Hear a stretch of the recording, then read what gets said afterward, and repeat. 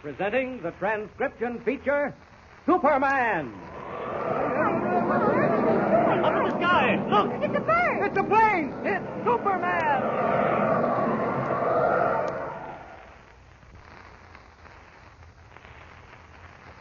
And now, Superman, champion of the weak and the oppressed, who came to Earth from the planet Krypton with physical powers far beyond those of mortal men, and who fights a never-ending battle against crime and injustice, disguised as Clark Kent, mild-mannered reporter for a large metropolitan newspaper.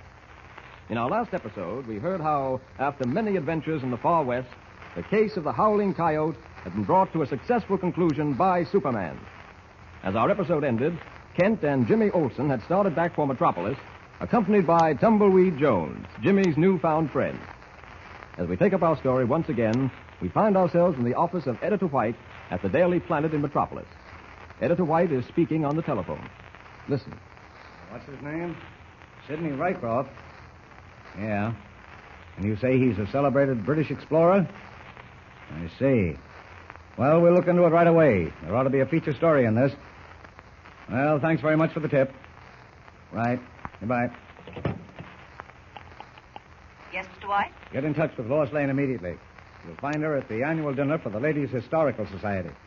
I got something important for her to work on. Very well, Mr. White. Oh, by the way, sir, there's someone here to see you. Who? He asked me to withhold his name, Mr. White. What? But he said you'd be very happy to see him. He also said that it's most urgent for him to see you. I'm not in the habit of seeing people who... Oh, very well. I've got a few minutes. Send him in. Yes, sir. Hello there, Chief. What? Kent Clark Kent and Jimmy. Hello, well, Mr. White. well. Glad to see us, Chief. I certainly am. I've got a job for you that's got to be covered right away. Wait a minute.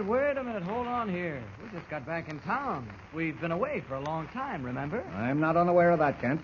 You've just gotten back from visiting Comanche Joe's ranch out in the far west. Yes. The stories you've sent back in the case of the Howling Coyote have been very good.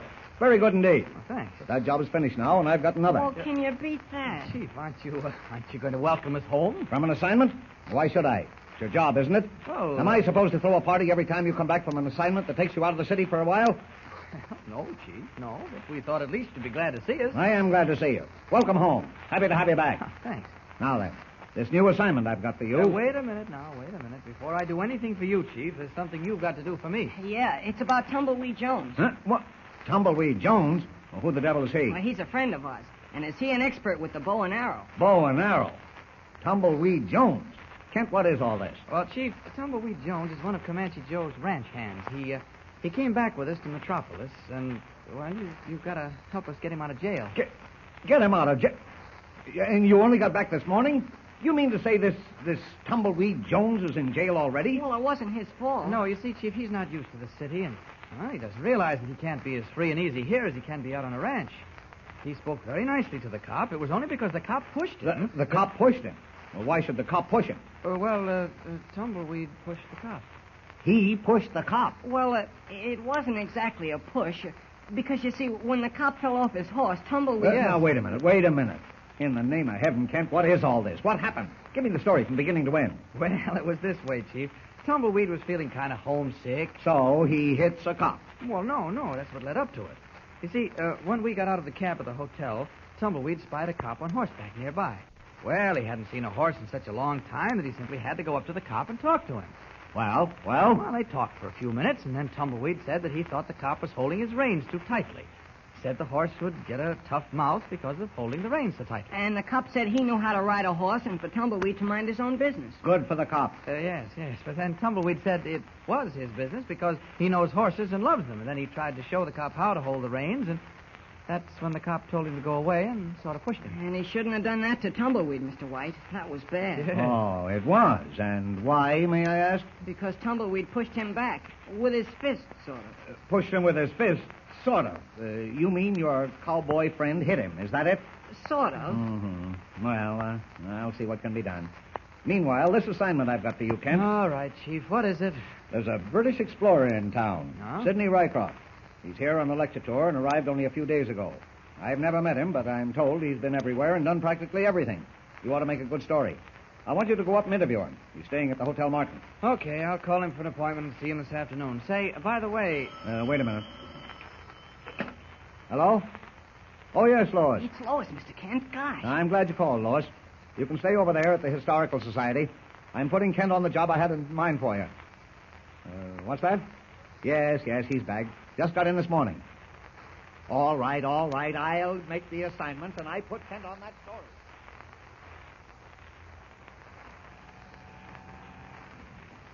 Eighth floor, please. Let's see. The man at the desk said room 814. 814 to your left, sir. Oh, thank you. Gee, this is exciting, Mr. Kent. I've never met an explorer before. Well, it is exciting, isn't it? Let's see. 810, 812, 814. Well, I'll be... Holy mackerel, Mr. Kent. What is that sticking in the door? It's a dagger, Jimmy. Very strange-looking dagger stuck right in the center of the door. What's it mean? Haven't any idea.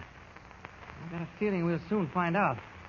First, we'll pull that dagger out of the door. There. Now, we'll ring the bell and wait for Mr. Rycroft to open the door. It's the queerest thing I've ever seen. Dagger stuck into a hotel room door. Well, maybe there's a story here somewhere, Jimmy. Keep your eyes and ears open. Don't worry, I will. I want to get to be as good a reporter as you are, Mr. Kent. Yes? Oh, how do you do? I'm Clark Kent of the Daily Planet. I've come to interview Mr. Rycroft, Sidney Rycroft. Oh, come in, please. I'm sure Well, what is that you're holding in your hand? Oh, it's a dagger. I just found it stuck in the door. Oh. Mr. Kent, quick, she's going to faint. Here, wait. No, it's quite all right, really. I shan't faint. That dagger, it rather bowled me over for a moment. Well, it begins to appear as if the cult of Osiris really meant it, after all. Cult of Osiris meant what? Osiris, as you know, is an Egyptian god. Yes, but... In Egypt, I was warned to keep out of the tomb where Osiris is believed to have been buried. I was told that death would certainly strike at anyone who broke the seal of that tomb. Well, I broke it. That dagger, Mr. Kent, is a warning. I should think it's your father who has to worry, not you. After all, I take it you merely accompanied him into the tomb. My father? Oh, yes, Sidney Rycroft. Oh, I'm afraid you misunderstand, Mr. Kent. I'm Sidney Rycroft. Holy mackerel, a girl. Jimmy, I beg your pardon, Miss Rycroft. It never occurred to me that the name Sidney... Oh, it's quite a common name for a girl in England, Mr. Kent. Yes, of course it is. Well, Miss Rycroft, about that dagger... Oh, I've been through much the same sort of thing before, Mr. Kent, and I flatter myself that I'm rather capable of taking care of myself very well. Look here, Mr. Kent, I should like very much to give you an interview, but I'm pressed for time at the moment. But, Miss Rycroft, Well, I'll tell you what. I had bought 3 tickets for the Great Gambini tonight. Oh, the magician? Gee, I want to see that myself. Well, I was about to say.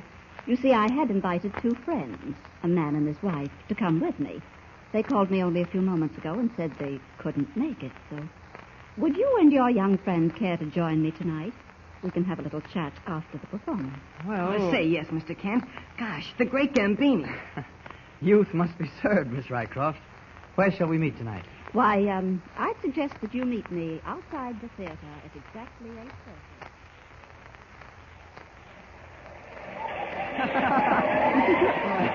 Gosh, wasn't that funny, Miss Rycroft? It certainly was, Jimmy. The great Gambini is not only an amazing magician, he's quite a comedian, too. Well, I guess that trick winds up the show. Oh, no, there's still one more to come. A disappearing act, I believe. Oh, sure. See? They're moving a big black box onto the stage. Yes, and Gambini is holding up his hands for silence. Ladies and gentlemen, I am now about to execute for you a trick which no one has ever been able to solve. You see here on the stage a box. I will place within that box a person from the audience. I will then seal the box. And then, presto, I shall cause not only the person, but the box as well, to vanish into thin air. May I have from the audience a volunteer, please? Anyone at all, anyone? You young lady, would you please? He's pointed at you, Miss Rycroft. Yes, so I see, but I'd rather not. Please, young woman. If I may say so, you're very beautiful, very charming. Oh. You will be a wonderful addition to the performance of this trick. Please, I beg you... I'm afraid, Miss won't you Rycroft, you can't refuse a compliment like that. No, I suppose not. Oh, very well, I'll go up. Thank you so much. You're very kind of you to come up. Thank you. You are not afraid? Oh, no, not at all. Excellent. And now, ladies and gentlemen, I place this charming lady inside the black box. So, will you please step in? Thank you. So, Now, I close the lid of the box. So. Gosh, he's closed Miss Rycroft up in that box, Mr. Kent. Yeah, sort of exciting, isn't it? And now, presto, changeo, magnifico. I clap my hands, so. Look, the box has disappeared. It isn't there anymore. Just an illusion, Jimmy. All done with mirrors. Oh, wait. Gambini's going to say something. And that, ladies and gentlemen, concludes my performance. Good night. Good night to you all. Good night. Concludes his performance? Look, Mr. Kent, the curtain's coming down and Gambini's walked off the stage. And he hasn't made Miss Rycroft appear again. So I see, Jim. Do you think it's part of the trick? It's part of a trick, all right. A trick I don't think I'm going to like. Come on. Where are we going? We're going backstage to see Gambini. And I've got a feeling the quicker we get back there, the better. I should be sure other ones for getting into trouble. All we do is go up to see a Sidney Rycroft, a British explorer, to interview him for the paper. First of all, Sidney Rycroft turns out to be a woman, and then we discover that she's being pursued by some Egyptian fanatics. Fanatics, Jimmy. Egyptian fanatics, because she broke the seal of the tomb of Osiris. And now a magician makes her disappear and doesn't bring her back again. Gosh, I wish I was Superman or somebody like that, so I could keep up with all these things that happened to us. You're doing all right. Well, here's the street. We'll go around to the stage door. Okay. Gee, I don't know what you're hurrying for, Mr. Kent. Even if the great Gambini wanted to get away, he wouldn't be able to do it this quickly. Well, I'm just not taking any chances, Jim. Ah, here's the stage door. Now to find out if my hunch about Miss Rycroft is right or not. The door seems to be locked. Well, we'll knock. Funny. Nobody answers. Well, we'll just keep knocking till someone does answer. Well, I certainly can't understand this. Stage doors are usually open and you don't have to... Wait. The door's opening. Look. There's an old man standing there. Yes? What do you want? I want to see the great Gambini. Who'd you say? The great Gambini. The magician who played here tonight. Just a minute, young fella. If this is some kind of a joke... I don't see anything funny about it. I want to see the great Gambini, yes, I know. I don't know who's kidding you, young fella. In case you don't know it, I'm telling you now. The great Gambini hasn't played this theater in 10 years. What's he saying? Last time the great Gambini played here was back in 1924, 25 thereabouts. Matter of fact, we ain't had a performance in this theater for nigh on 2 years. Oh, you're out of your mind. Well, we just this minute saw the wind-up of his performance inside the theater. Yeah, he put a friend of ours in a box, Miss Rycroft. Made her disappear, but he didn't make her come back again. Yes, of course. Well, you'll probably find her on the move. Good night, dear. Now, wait a minute, not so fast. Stop holding that door. The great Gambini is inside there, and I'm going to see him. Now, get out of my way. Come on, Jim. Holy mackerel, Mr. Kent. Look, the dust in here. This place looks as if it hasn't been used in years. Well, what have I been telling you? This theater has been closed for 2 years almost. It looks like it, all right. Dust on these floors is an inch thick. Cobwebs all over the place. Mr. Kent, are we going crazy? We did see the great Gambini, didn't we? Wait a minute. There's something queer about all this, and I'm going to find out what it is. I'm telling you, we just came from inside the theater, and I can prove it. Come on. Where to? Out onto the stage. There'll be plenty of signs of a performance here tonight, and there'll be no doubting that we saw the great Gambini give a performance. Yeah. Do you see what I see? All those seats, hundreds of them, covered with dust and cobwebs. And the curtain we saw come down, all torn and tattered. Mr. Kent, I'm getting scared. We did see the great Gambini. How easy does it, Jimmy? You. Yes? Are you convinced now that you're... I want to see the dressing rooms in this theater. You can't convince me that Jimmy Olsen, Miss Sidney Rycroft, and myself didn't see the great Gambini here tonight. I'm telling you... You're telling me nothing. The dressing rooms, I want to see them. And I want to see them right now. Get started. Well, this is the last dressing room of the lot. There, I'll open the door. Well, go ahead in. All yours. Holy mackerel, Mr. Kent. This is just like all the other dressing rooms. All covered with dust and cobwebs. The man must be right, Mr. Kent. We must be wrong. Yes, I guess we are wrong. Well, sorry to have troubled you. Come on, Jimmy, let's go. I could have told you in the first place you wouldn't find nothing. I've been watchman here for nigh on 2 years, and I know there ain't been a performance here in all that time. Yes. Well, good night.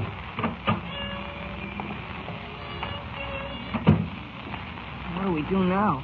Jimmy, I want you to go back to the Daily Planet. Without you? Yes. You've got a little investigating to do, and I want to do it alone. Oh, gee, Mr. Kent. Do as I tell you, Jimmy. Oh, okay. Well, when will you get back to the office? I don't know. Now, scoot. Okay. See you later. All right. Hated to get rid of Jimmy, but I had to do it. Now, to go back into that theater As Superman.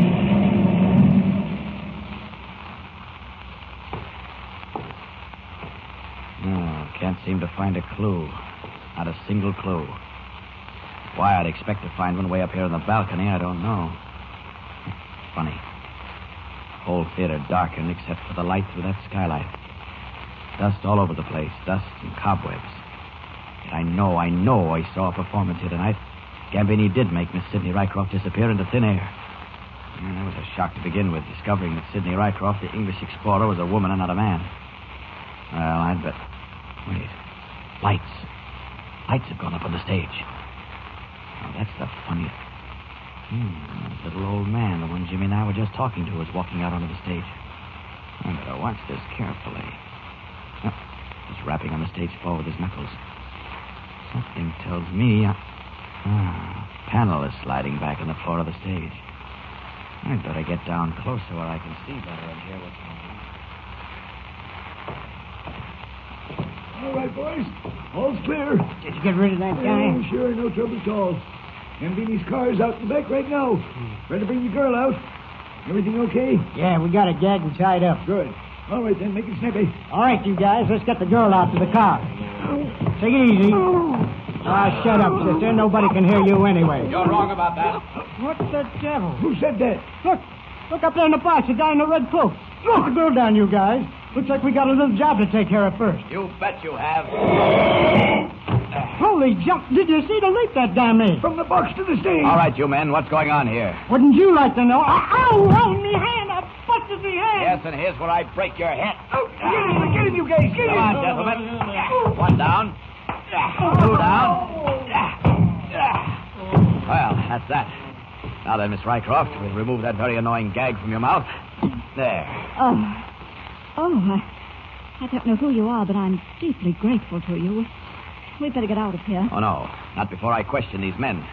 There are a lot of questions that need answering. Oh, they won't be able to tell you. They're just common hoodlums hired by Gambini. They don't know anything. Oh, please, let's get away from here. Well, all right. Come on. Thank you so much for what you've done, but who are you? Why are you dressed that way? Never mind that. Not important. Now, perhaps I'd better see you to your hotel. Oh, no. No, please. I'll be all right. I was caught off my guard tonight, and I can't explain, but I'll be all right from here on. Well, I can't allow you to... Oh, don't worry. I've got a gun, and I know how to use it. I'll get in the cab, and I'll be all right. Oh, wait. Would you do me another favor? Well, of course. There's a man named Clark Kent, a reporter on the Daily Planet. Would you telephone him, please, and tell him I'm safe and that he mustn't come to see me again? Mustn't come to see you again. That's right. Tell him to just forget about the interview and the story and everything. Very well, I'll call him. Clark Kent, Daily Planet. That's right. And thank you. Thank you again. Good night.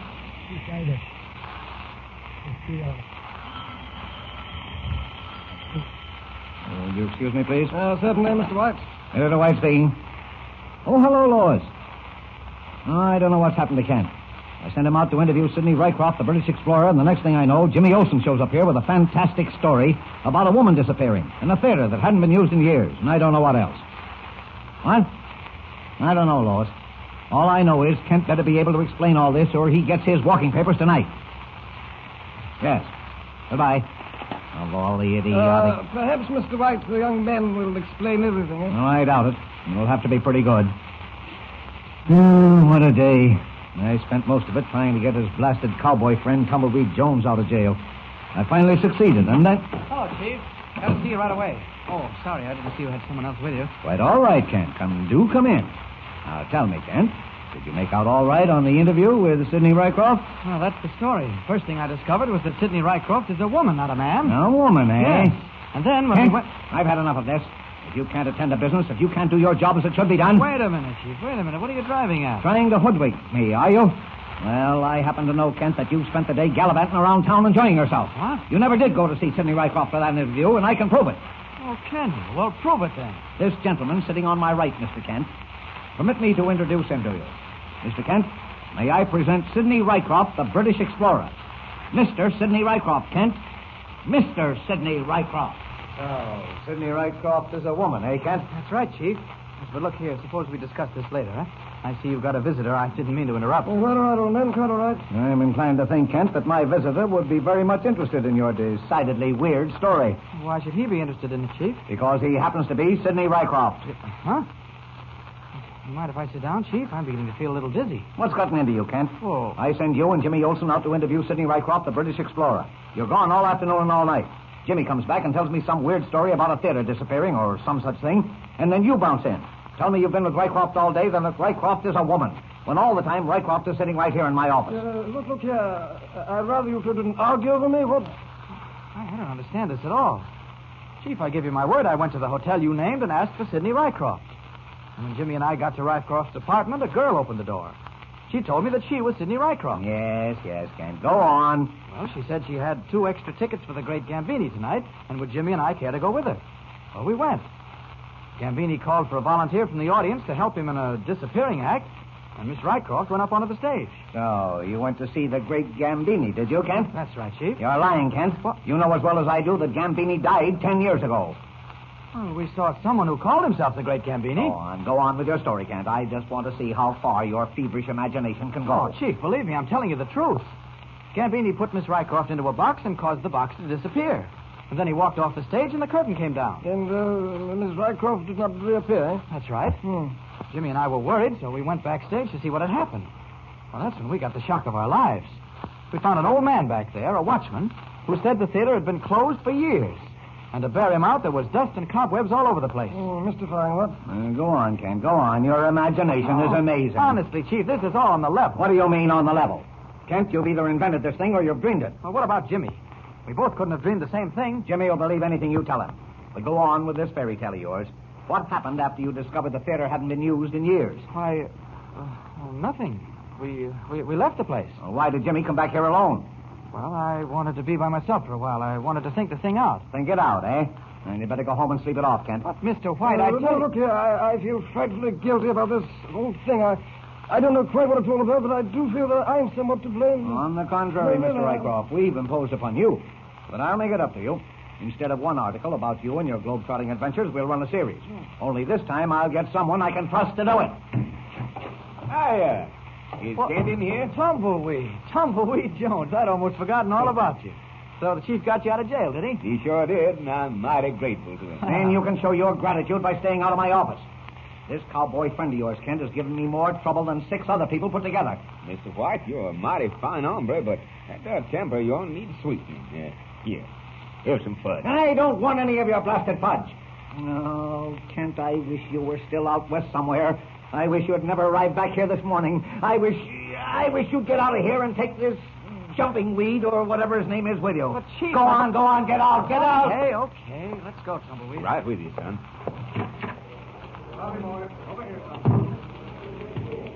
Say, what's Mr. White raising all that dust about, Kent? I can't explain now, Tumbleweed. One thing I do know. What's that, Kent? Listen. Tonight, Jimmy and I saw a performance given by the great Gambini. Now I'm given to understand that Gambini died 10 years ago. Well? Well, that man inside there with Editor White claims to be Sidney Rycroft, the explorer. Now, his name may be Rycroft, all right. But when I saw him on the stage tonight, he called himself the Great Gambini. You mean to tell me that fella in there is 2 people? Why, what kind of sense can you make out of that? I can't make any kind of sense out of it yet, Tumbleweed. But I will before I'm through. Look, you care to come with me? I'll tell you the whole story on the way. Where are you bound for? I'm going to jump in a cab and go back to the hotel where I just left Miss Sidney Rycroft. I'm going to get to the bottom of this mess right now.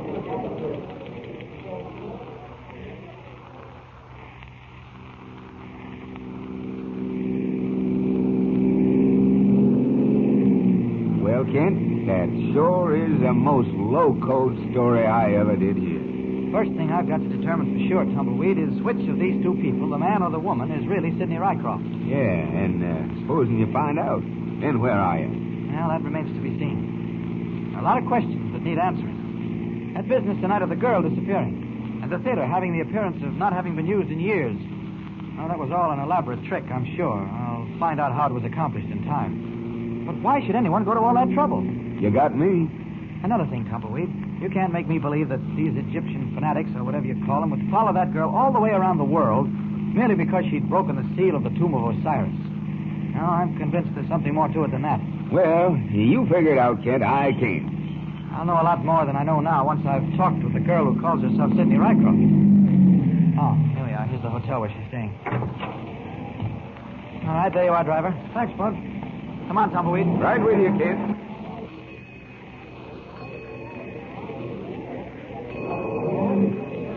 Yes, sir. Can I help you? I've come to see Miss Sidney Rycroft. Will you announce me, please? The name is Kent, Clark Kent. Certainly, sir. I'll ring up her room. Miss Sidney Rycroft, please.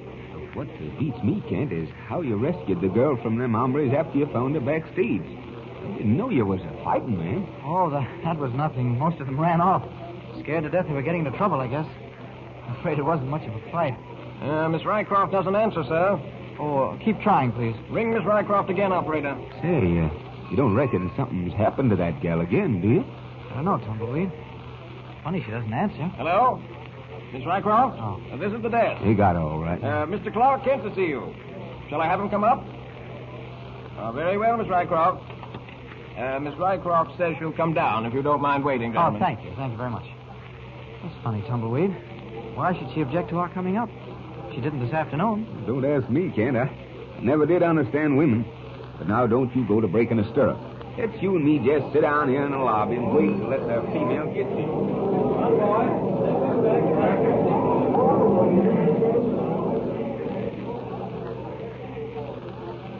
Tumbleweed, I'm worried.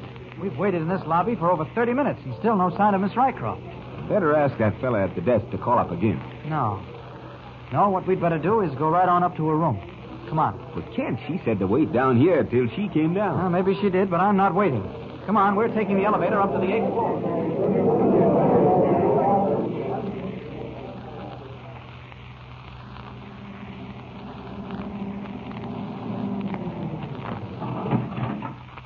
Eighth floor, please. Come on, Tumbleweed. She's in room 814. Right with you, Kent. Oh, here we are. I'll ring.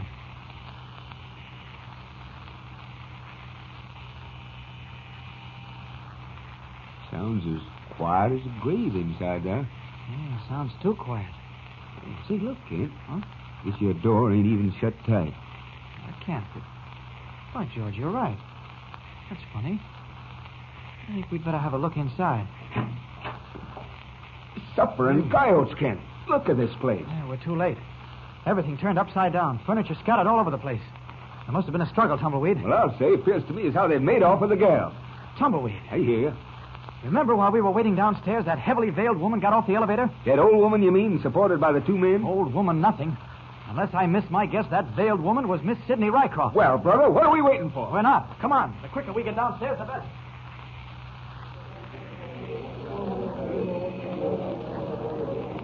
Yes, sir. I'm the doorman of this hotel. How long have you been on duty? For 5 hours. Why? A woman, heavily veiled and supported by two men, went out the door about half an hour ago. Did you notice them? Why, yeah, I did. I called a cab for him. Where were they going, do you know? Why, yeah, I heard one of the men give the driver an address on Water Street. But look here, you, what are you... What was the address? What's it to you? Anyhow, I don't remember. Would this help you to remember? $10. Well, let me see now. Come on, what was the address? Yes, sir, I remember now. It was 417 Water Street. 417 Water Street. Tumbleweed? Yeah, Kent? I want you to do something for me. Go back to the office and send a cable to the Explorers Club in London. Just say, is Sidney Rycroft a man or a woman? And sign my name. But, Kent, Do as I tell you. I'll see you later.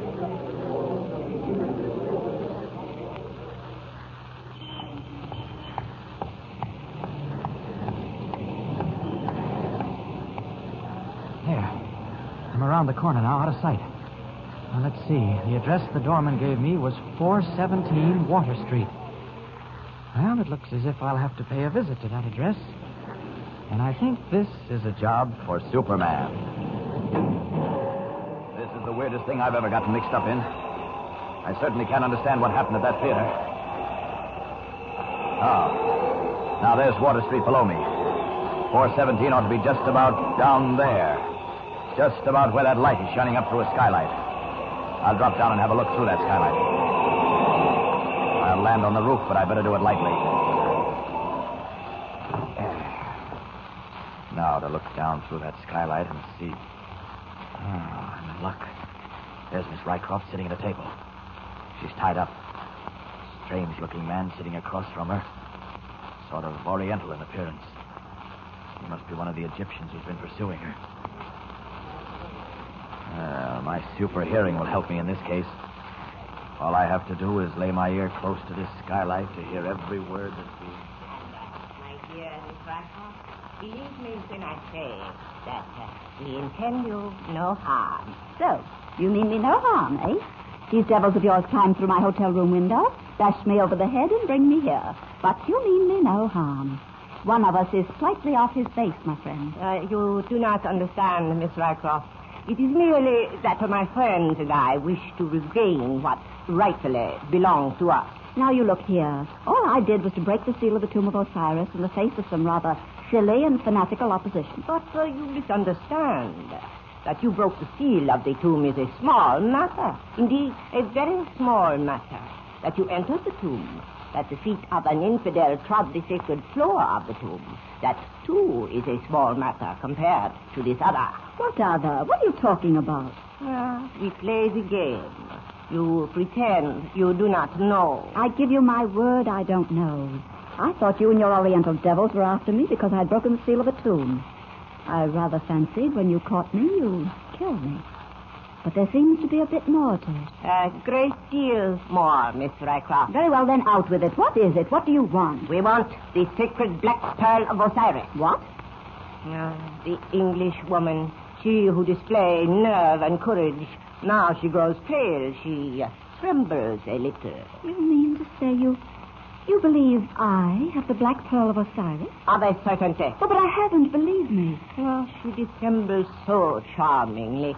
But did I not know the facts of the matter, I should be inclined to believe her. But I do know the facts, Miss Rycroft. And I do know that you have in your possession the sacred black pearl of Osiris. No, that's not right. You've got it all wrong. You have it. Now, listen to me. You think just because I broke the seal of the tomb and dared to go into it, you think I took the pearl away with me? We know you did. But I haven't got it, I tell you. The expedition into the tomb of Osiris was led by two people, yourself and Sir Charteris Andrews. Sir Charteris does not have the pearl. Of that we are sure. Therefore, you must have it. Of that, too, we are sure. Well, that explains everything. Explains what? That business at the theater, where the great Gambini caused me to disappear. Where I didn't remember anything until I found myself bound and gagged. I know nothing of that. What? Why should we go to such trouble when we could so easily carry you off as we did tonight? Oh, I'm sure I don't know, but look here. You've got to believe me. Oh, why, heavens, man, I'm no vandal. I know what the sacred black pearl means to those who worship Osiris. Why, to steal the pearl would be sacrilege. Exactly. That is why, Miss Rycroft, my friends and I have come all the way across the world to reclaim it. But I tell you, I didn't steal it. I did not say you stole it. I merely say you have it. Well, certainly if I had it, I'd know about it, wouldn't I? You do know about it. Oh, come, Miss Rycroft. We waste time. The black pearl of the Osiris, where is it? I don't know. Oh, I have a tender heart, Miss Rycroft. Do not cause me the pain of forcing you to tell me where the pearl is. Isn't there anything that'll convince you? Nothing. Well, then I guess I'm in for it. But it's only sporting to warn you, gentlemen, your efforts to make me talk will meet with failure because I simply can't tell you what you want to know. We shall see about that. Batik? Yes?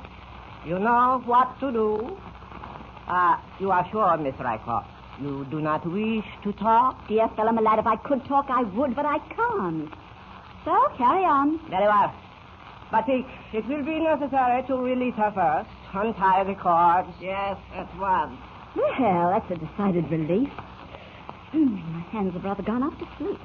Oh, removing the cords from my feet as well, eh?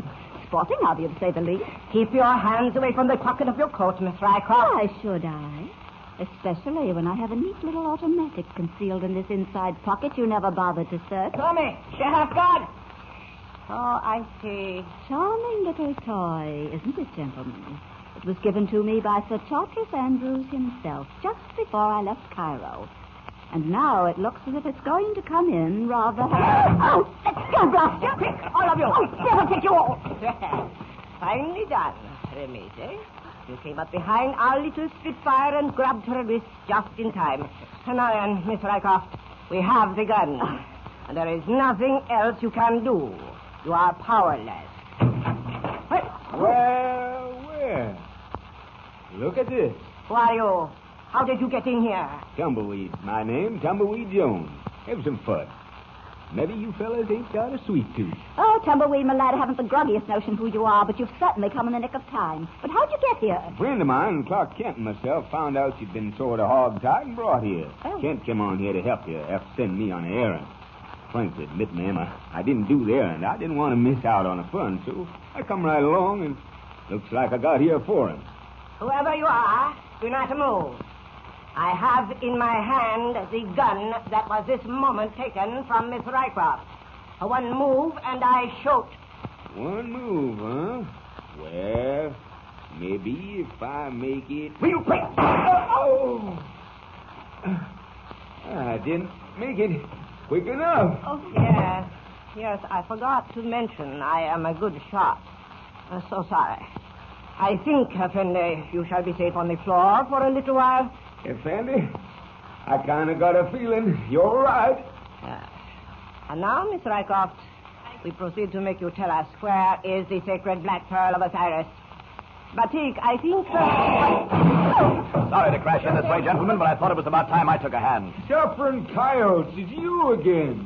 Who are you? Where did you come from? Who I am doesn't matter. As you can see, I came through the skylight. I think, gentlemen, that you've been in control of this situation long enough. I'm taking over. Oh, you are. Rush him! Stand back. Well, come on, don't hang back. Oh, you've all had enough, eh? Good. Now then, we'll just herd you all into this next room and lock you in. I'll be back to question you later. You will regret it, Effendi. We'll talk about that later. In you go, all of you. There. I think that'll hold them for a while. I gotta get this Tumbleweed lad to a hospital at once. Miss Rycroft? Well, I still don't know who you are, but once again, I'm deeply in your debt. Never mind that. I want you to get back to your hotel and lock yourself in until I send you word everything is all right. I don't think those gentlemen locked in the next room will bother you for a while. Will you do as I say? Oh, yes, of course. Very well, then we leave at once.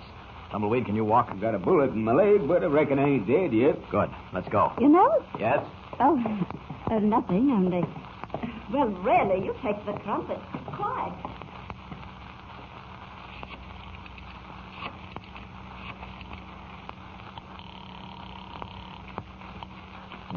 Hello? I want to talk to Clark Kent. Oh, who's this, Jimmy? Well, Jimmy, this is Tumbleweed.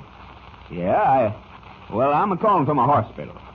Now, don't go flying off the handle, little laughing squirrel. It ain't nothing but a leg wound. What's that? No. Don't worry about it. I'll tell you about it when I see you. I don't feel bad at all. Had a lot worse in my time. Well, Jimmy, I just called to tell Kent what happened to me. You tell him for me, will you? All right. Goodbye. Well, now that I've notified Kent, I guess I can turn over and get a little sleep. Funny thing about that guy crashing in through the skylight. Can't understand that, but he sure come in the nick of... Oh, that's you, nurse? Nurse? Hey, it's dark in here, and I can't see. Who's there? One chance in it. Who is it? Who's in here? Excuse me. Sorry. I'm afraid I dozed off for a short while. What can I do for you, sir? Send up word to Miss Sidney Rycroft that Clark Kent is here to see her. But it's only 5:30 in the morning, sir. I kind of hesitate. I know. Don't worry about the hour. Please call her room and tell her I'm here. Yes, sir. Miss Sidney Rycroft, you said? That's right. That's funny. I don't find a Miss Rycroft listed in the register. Huh? Well, she must be listed. I've come to see her here several times. Miss Rycroft. Sidney Rycroft. Oh, I'm sorry, sir. According to the record here, we've never had a person of that name registered. Oh, that's ridiculous. I tell you, I've been to see her here a number of times in the past 24 hours. Perhaps another hotel. No, it was this hotel, no other. Now, please check that register again. Well, here, sir, you can see for yourself. There's no person listed as Miss Sidney Rycroft. Oh, that is funny. Oh, but that's impossible. I saw her here only... Wait a minute. I know she's been staying here, and I'm going to prove it. Her room number was 814. Room 814? That's right. I'm sure you've made a mistake now, sir. Oh, what do you mean? Well, no one has ever stayed in room 814. What? That's always been used as a room for storing cleaning equipment, vacuum cleaners, brooms, and so on. Anything that the maids might use in cleaning up. Now, wait. Where are you going, sir? I'm going up to have a look at that room. Now, just a minute, sir. This has gone far enough. Yes, and it's not going any further. I'm going to get to the bottom of this mystery right now. Come on. I'm going up to have a look at that room, and you're coming with me. Is this the room, sir? Yes, this is the room, all right. Something funny here. What is it, sir?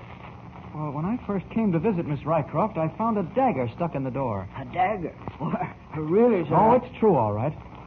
But I don't see any mark of the dagger in this door now. Well, open it up and we'll have a look inside. Very well, sir. I'll snap on the light. Well, sir? Well, I can't believe it. This isn't the room at all, and yet... As you can see, sir, this room is used, as I said, to store cleaning utensils. I give you my word. It's been used for that purpose ever since I can remember. I see. Well, thank you. I guess I was mistaken. Sorry, sir. I'm afraid you were. Calling Dr. Mortimer Post. Calling Dr. Mortimer Post. Dr. Post. Oh, nurse. Yes, sir. I've come to see a patient who was brought up to this floor about an hour and a half ago. A man named Tumbleweed Jones. Oh, yes, sir. He's on this floor, but I'm afraid you can't see him for some time, sir. Why not? Well, Dr. Reed has just gone into his room to examine him. They took x-rays of his leg to discover how deep the bullet had gone, you know. I believe Dr. Reed planned to make the extraction in a little while. Oh, I see. Well, I guess I can wait. Nurse. But, Dr. Reed, what is it? The patient in 802, Tumbleweed Jones. He's not there. Not there. But he must be there, Doctor. Well, I'm not blind. I tell you he's not there. Now, did you see him leave that room? No, sir, I did not. Well, he can't have gone far. His clothes are still there. A man would be a fool to leave the hospital clad only in pajamas. Are you sure he left by himself? Eh? What? Oh, who are you? Well, my name's Clark Kent, Doctor. I'm a friend of Mr. Jones. Oh? Doctor, I'm not too sure that he left here alone. I wonder if I might see the room. Well, of course you can, but what good that's going to do, Come I don't... along, then. You're absolutely sure, nurse, that you did not see Mr. Jones leave that room? He didn't leave while I was at the desk, Doctor. But I'm away from the desk now and then. Here we are. Oh, bed empty, all right. Not a sign of Tumbleweed. Quite obviously, Mr. Kent. Chances are he went through the window. We'll have a look. Snow's coming down a lot heavier. I certainly don't see what the snow's got to do with it. Well, a good deal at the moment. If you'll have a look at that fire escape, Doctor, you'll see the impression of 2 pairs of footprints in the snow. They haven't quite been obliterated. You're right. Well, it appears then that Tumbleweed Jones was forced to leave the hospital in company with another man. I don't follow this, Mr. Kent. Why on earth should What are you anybody... going to ask, Doctor? I'm afraid I can't answer it. Disappeared. Vanished without leaving a clue as to where he's been taken. I wonder. What's that? I've got a feeling a clue was left, Doctor. And if you'll excuse me, I believe I'll start following it right now. A clue, Mr. Kent? Or what possible clue could there be? I can't be sure myself, Doctor, and I'd rather not say until I am sure. If you don't mind, I'll get along outside. All right, I'll see you to the elevator. Really, you know, this is the strangest thing that's ever happened in this hospital. Don't you think I'd better call the police? Yes. Yes, I think that'd be a good idea. I'll do it then. Well, here's the self-service elevator. And whatever that clue is you're looking for, sir, I hope you find it. I hope so. Good night. Good night. Oh, nurse, Yes, Doctor. get me police headquarters on the phone at once, will you, please?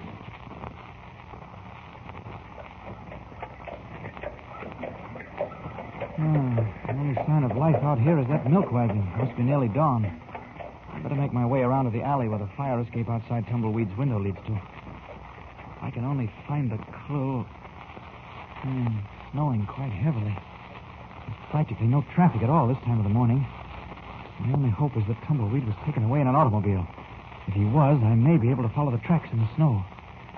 Here we are. There's the fire escape leading from Tumbleweed's room. Yes, there are the tracks of a car. Not very clear, though. Following those tracks will take supervision. Yes, this certainly is a job for Superman. Here come the cops. Well, whatever I do must be done fast, so...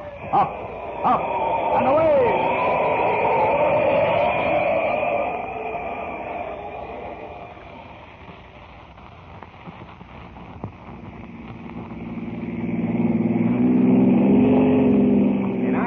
I don't like it at all. You've made that fact quite plain now, Mr. Jones. Would you be quiet, please? Quiet, suffering coyotes. You drug me out of a hospital with nothing on but a pair of pajamas.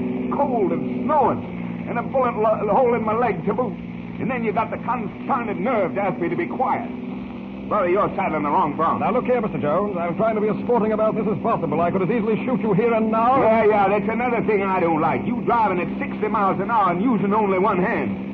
Why, these roads are so slippery. It's necessary for me to keep you covered with this little automatic. Hence, I must drive with only one hand. Now, will you please be quiet? I'll shut up after you tell me what's going on here and not afore that. Now, what's the idea? What do you after me for? I ain't done nothing. True, you have done nothing. You're the unfortunate victim of circumstances. What you driving at? What you going to do with me? I can't tell you that. First, you wouldn't believe me. Second, it's none of your business. Ain't none of my business. Why, you hornswoggled coyotes. How come you... Quiet. I'm danged if I'll be quiet. Quiet or I'll kill you here and now. Kill me now? And you were thinking of killing me. I didn't say that. You didn't have to. Say, this is a bridge we're going over now, ain't it? Yes. That's the South River below us. South River? I hear tell how the currents in that river down there is pretty strong. Interesting. Yeah, it is, kind of. Because I just got me an idea. Exciting. And my idea is this. If I'm going to die later, I might as well die now and take you with me. Let go of that gun. Lest you take your hand off the wheel. Look out, we're skidding. Yeah, we're going to crash. You fool! Right off in this bridge.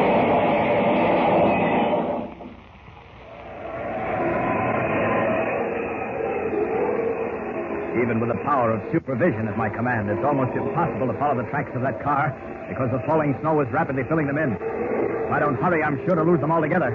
Faster, faster! These tracks seem to be heading for the South River Bridge. I'm almost sure of that. If I'm to make time, I'd better take a chance and head for the bridge. I may be wrong, but I'd better take that.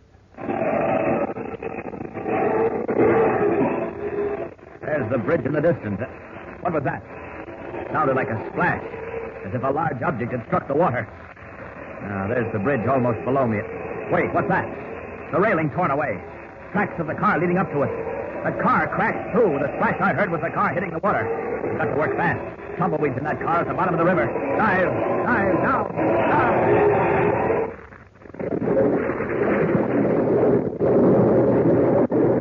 Black down here under the water. Even I can hardly see. But I must find the car. Must be here on the bottom somewhere. Got to find it quickly. Quickly, or I'll be too late. Ah, there it is. Turned on its side. Yes, by heaven, it's Tumbleweed inside there, jammed against the wheel. Got to get him out. Got to get him out fast.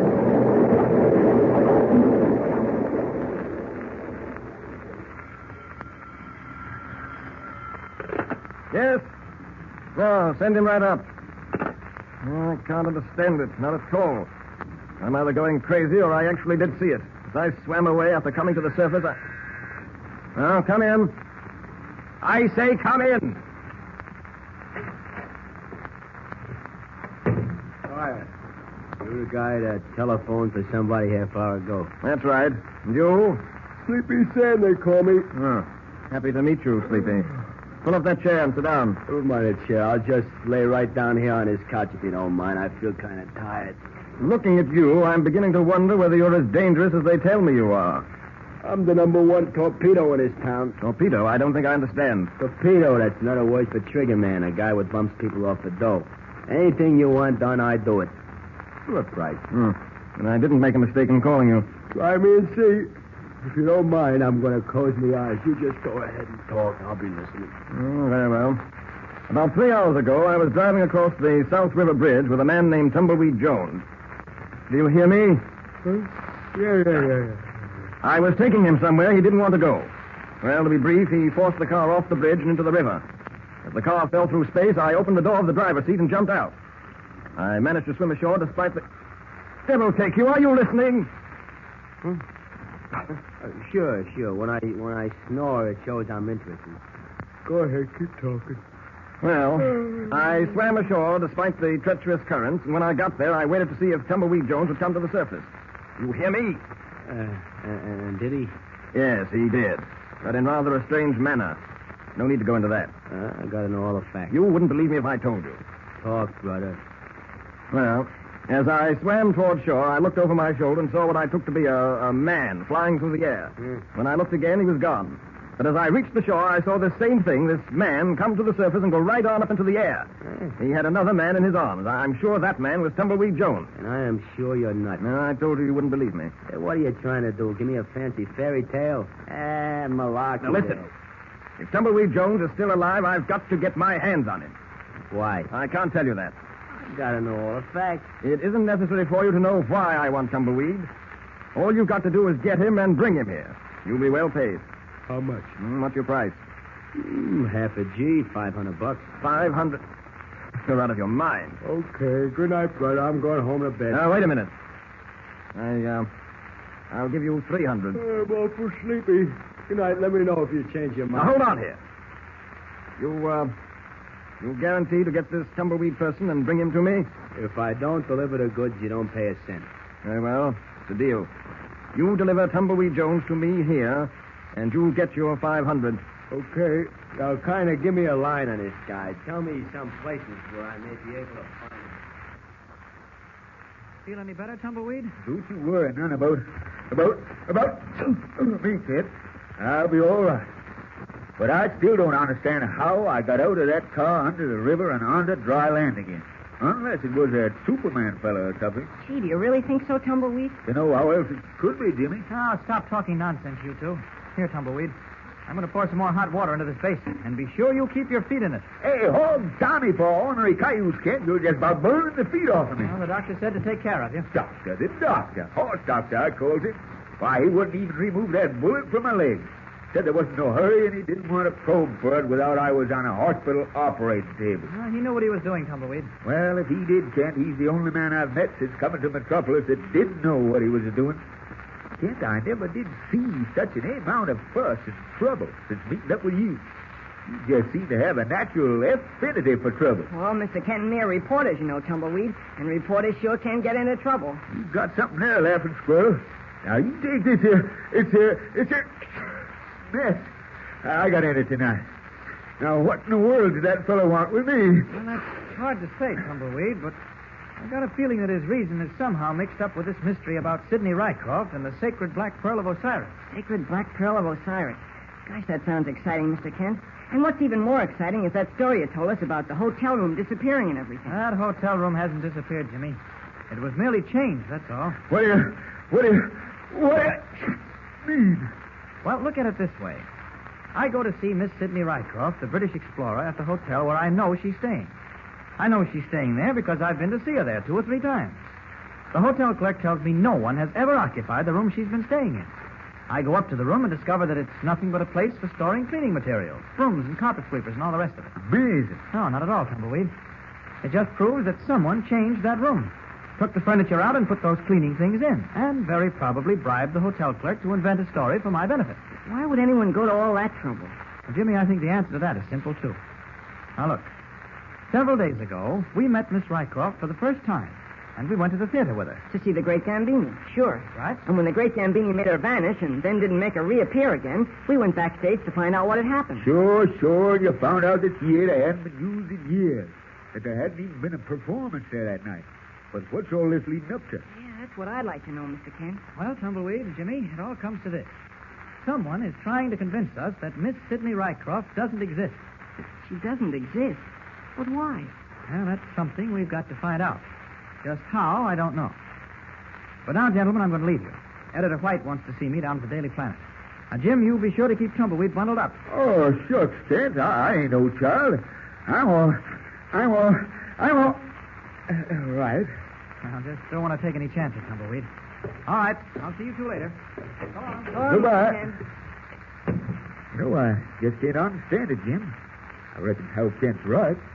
I reckon there is someone trying to make us believe Miss Rycroft doesn't exist. But I sure can't see why. I can't either. And there's that Superman fella. I bet everything I own it was him that saved me from that automobile. Kent says he found me laying outside the door here, half drowned and... Who are you? Don't move, fellas. What, Tommy? How'd you get in here? Fire escape. You're Tumbleweed Jones, ain't you? That's right, but put down that gun. Shut up. You, kid, get in that closet over there. No, wait a minute. Yeah, put down that gun and listen to me. Shut up, I tell you, or I'll pull his trigger. Now, go on, kid. Get in that closet. You'll be okay there till that guy Ken comes back. Tumbleweed, what do I do? You better do like the man says, Laughing Squirrel. His trigger finger looks awful itchy. Okay. That's right, kid. Get in there. Listen, you idiot. Now, don't look so worried, mister. He'll be all right. Yeah? He's got enough air. He'll be plenty comfortable in there. Plus, Daddy won't get in my hair, see? Now, all we got to do is worry about you. What do you mean, stranger? I mean, get your feet out of that basin of hot water, put some clothes on, let's get going. I'm getting kind of tired of all this moving around. Just seems like nobody will give me a minute's rest. Where do you want to take me? And why? You'll find out. Now, come on. The quicker we get this done, the quicker I get home to bed. Get your clothes on, let's get started. Now, look here, fella. I don't like this. Gosh, I don't like it either. Sure that kid's going to be all right in that dark closet? You got nothing to worry about, Mr. Jones. The kid will be plenty okay. He's comfortable. He's got plenty of air. Now, come on, get them shoes on. Let's go. Where are you taking me? You'll find out. Well, then, why are you taking me? For $500. Man, you mean to say somebody's paying you $500 to corral me like this and take me to him? That's right. Well, I sure can't blame you. For $500, I'd be happy to go and see him myself. But now, by jingo, that beats everything holler. What does? Why, anyone in his rotten mind would pay all that money just to get his hands on me. What have I got that he wants? Just from looking at you, I wouldn't know, pal. Come on, get those shoes on. I'm tired. I want to go home to bed. Now, just take it easy, friend. My feet's all swole up from keeping them in that there basin of hot water. Besides that, I got a bullet wound in my leg. You have? That's news to me, pal. How'd you get it? Oh, there was some Egyptian fella trying to get rough with a gal named Sidney Rycroft. She's an English explorer. Seems as how this here Egyptian fella calls himself Humi. Huh? Now, ain't that a peculiar name? Sure is, Humi. Them Egyptians. Yeah. Well, this here Egyptian fella thought she had the black pearl of Osiris, or Osiris, or whatever it is. Sure I am. What's that? I said, sure I am. Sure you are what? Serious. Oh, no. You got it wrong.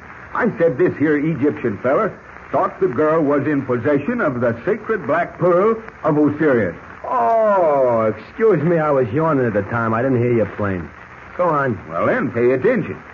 Well, just as I arrived on the scene, the gal had held up the Egyptian with a gun. But he got the gun away from her and shot me with it. The Egyptian fella shot you with the dame's gun, huh? That's right. That's how come I got a bullet in my leg. Right here down minute. Very interesting. You got your shoes on? Yep. Reckon how I'm ready to go with you. And I suggest we get started. And I suggest you stay. What in tarnation? Don't move, gentlemen. I have you both covered. You, drop your gun. Oh, wait a minute, pal. Drop it. I should argue. Say, hold on here. I recognize you, mister. You're the guy that shot me in the leg. Your name's Humi. I compliment you on your memory, Effendi. How'd you get here? How'd you get out of that room where Superman locked you up? Your amazing friend, Superman, as you call him, neglected to search my men and myself. We were able to pick the lock on the door of that room and make our escape.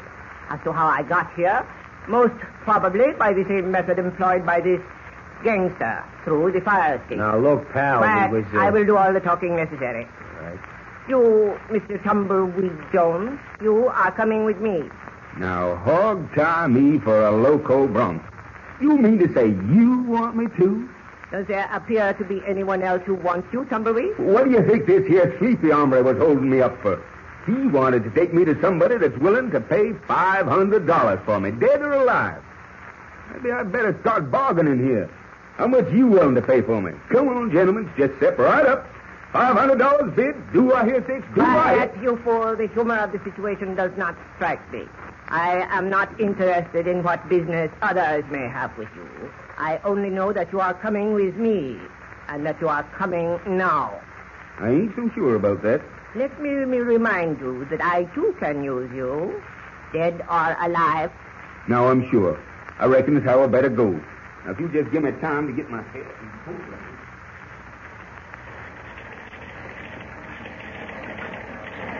Hi, Ken. Looking for Editor White? Yes, is he in his office? No, but the guy I wanted to see about is...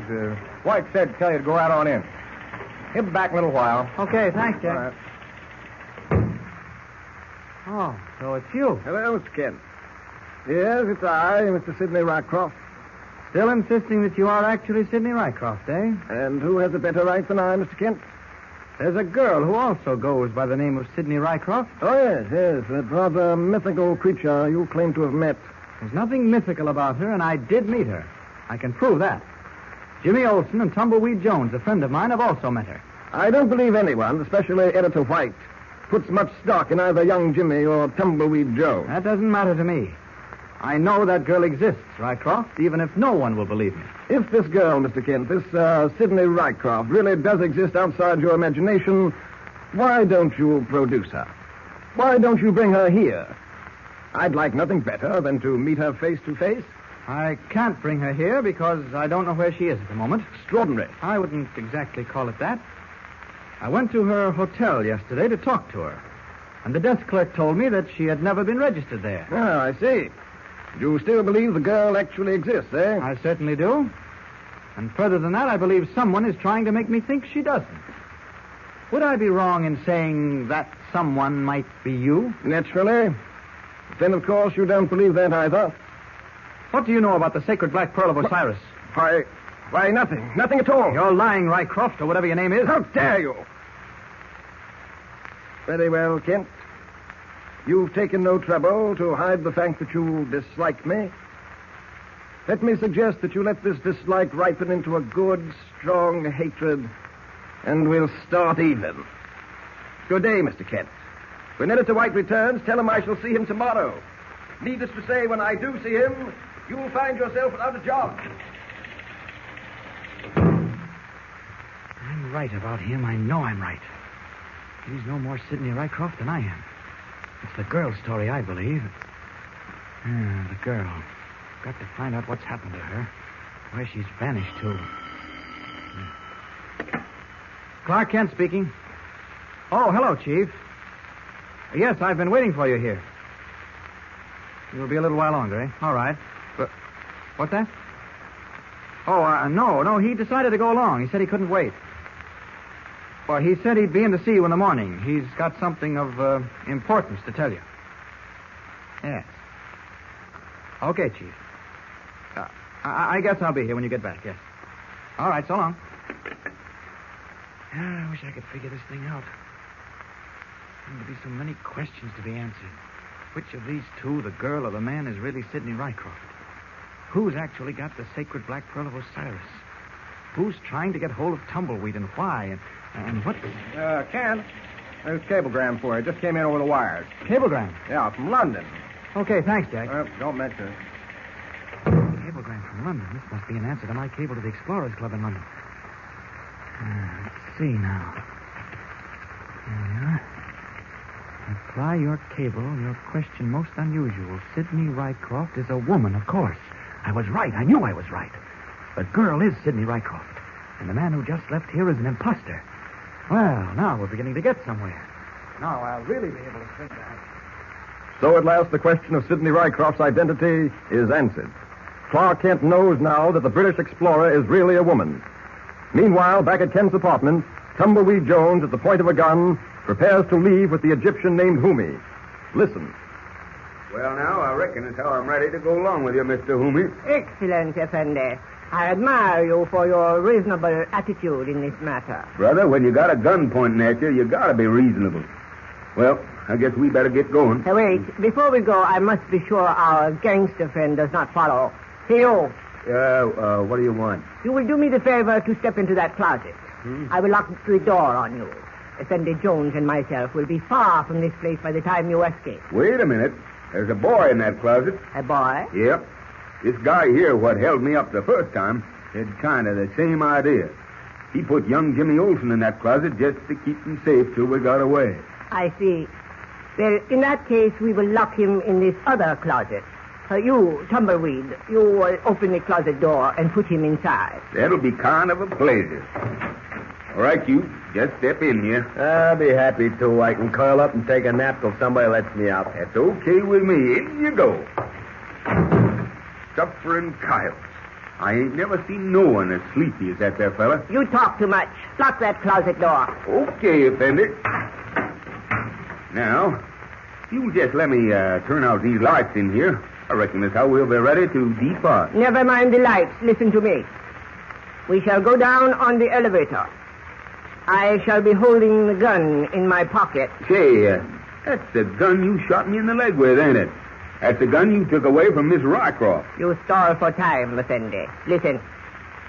If on the elevator you make one false move, just one, this time my bullet will not find your leg, but your heart. Now then, let us... Suffering coyotes. The lights. It is pitch dark in here. Something shot that lamp right off the table. By jumping Jenny Wrens, it wasn't me. I know it was not you. There is someone else in this room. And whoever it is, he does not leave here alive.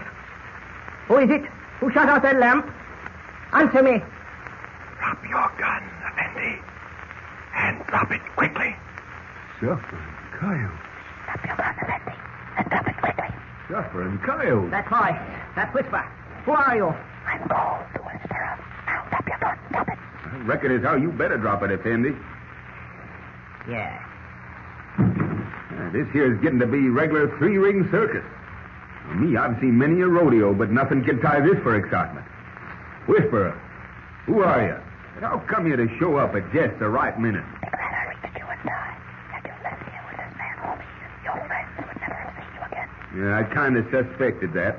Now, Whisperer, maybe you tell me how come I've suddenly become so all-fired important to so many people.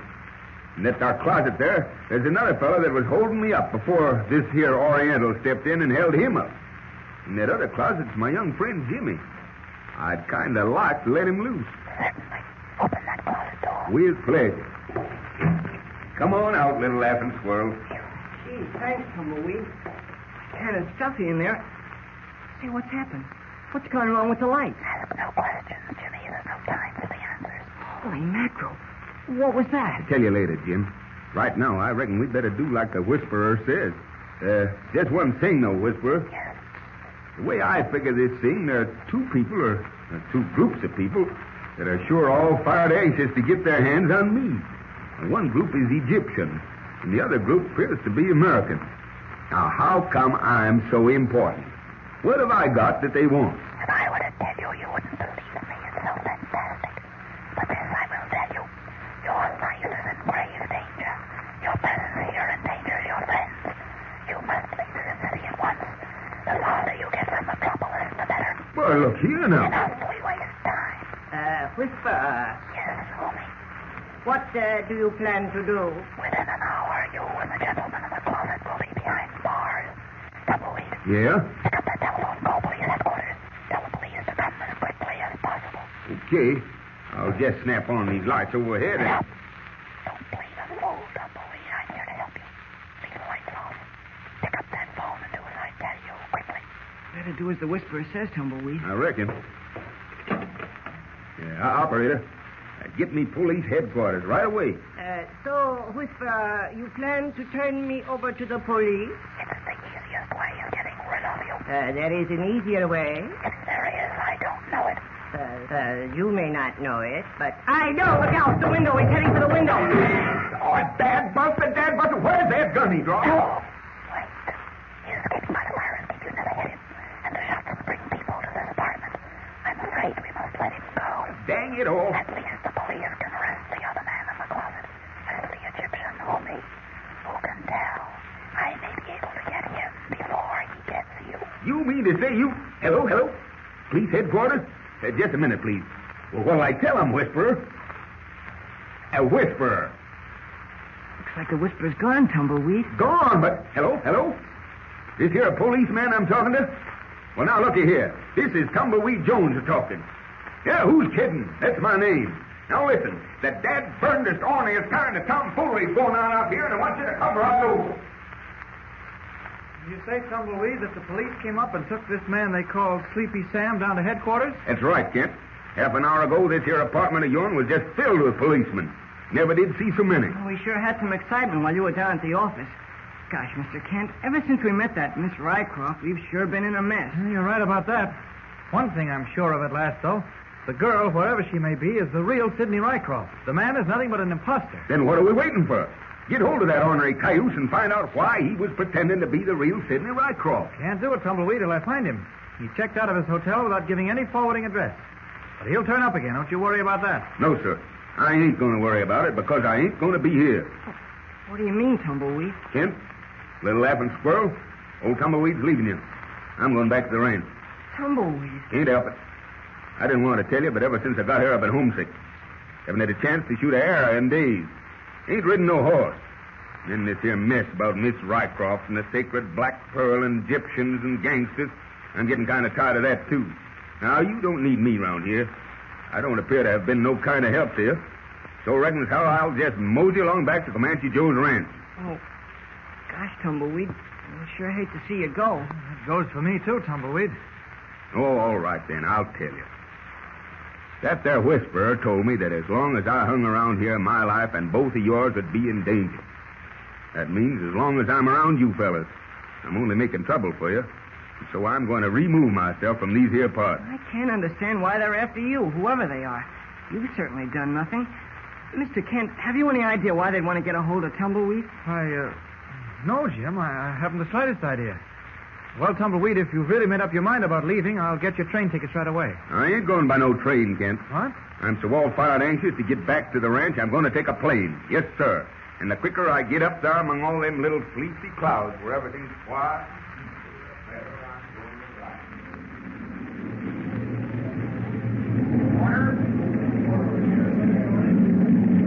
Give your name, please, when you come aboard. Your name, please? Tumbleweed Jones. Seat 10, sir. Come on, Jim. We'll have time to talk a bit before this here sky cayuse takes off. Okay, Tumbleweed. Hey, I wonder why Mr. Kent isn't here. Got held up at the office, I reckon. But he'll make it all right. Say, I wouldn't leave without saying goodbye to Kent. Well, here's my seat. Right over the wing. Now, ain't that nice? It sure is. I wish I was going with you, Tumbleweed. I wish you was too, son. But come summertime, you can come out and visit me at the ranch. Well, now, reckons how I'll just fill up this old pipe of mine and have a smoke before we take off. Oh, excuse me, sir. Yes, ma'am? Smoking is not permitted while the plane is on the ground. However, there's some chewing gum in that little compartment to the right of you, if you care to chew. Well, thank you, ma'am. I reckon I would. Seems how you've been so kind. Here, have some fun. Well, thank you. Well, you're welcome, ma'am. Have some chewing gum, Jim? Oh, no thanks, Tumbleweed. But you go ahead. Reckon how I will. Kind of small pieces to give you. Should have brought some chewing tobacco with me, and then Something wrong? Why, Jim, son, looky here. There's something wrote inside the wrapper of this chewing gum. There is. Let's see. Do not take this plane. Get off before it is too late. And it's signed The Whisperer. Suffering coyote. Suppose that means anything, Tumbleweed? Plane taking off. All visitors must leave. Tumbleweed, what are you going to do about it? I don't know, Jim. Concern it. I don't want to get off in this plane. I want to get back to the ranch as quick as I can. What's that message from the Whisperer? Oh, hang the Whisperer. Hang this whole damn burned mystery. I'm going back to Comanche Joe's ranch where it's peaceful and quiet. And I'm going now. Time to leave, please. Plane taking off. Go on, Jim. Better very move. But Tumbleweed... Do like I tell you now. Move. Oh, Okay. So long, Tumbleweed. So long, Hope Jim. I'll be seeing you next summer. You will. Don't forget to ride. I won't. This way, young man. Better hurry. Right out this door here.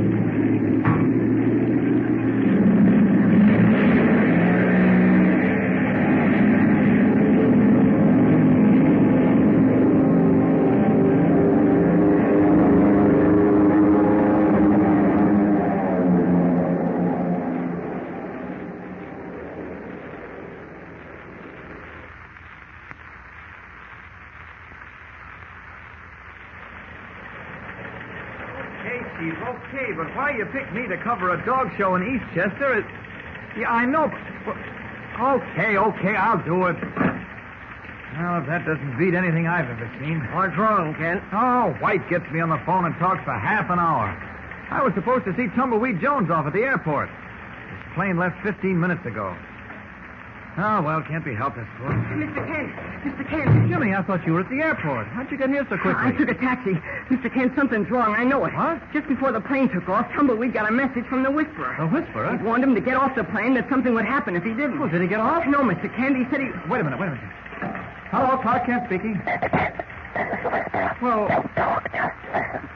Something, I don't know what, is going to happen to the plane Tumbleweed Jones. Are you sure? Yes. I don't know what'll happen, but something definitely will. I don't know what you can do about it, Kent, but something had better be done. Radio the plane to land. Anything. How do you know something is going to happen? Never mind that. I've done all I can, Kent. It's up to you now. Goodbye, and good luck.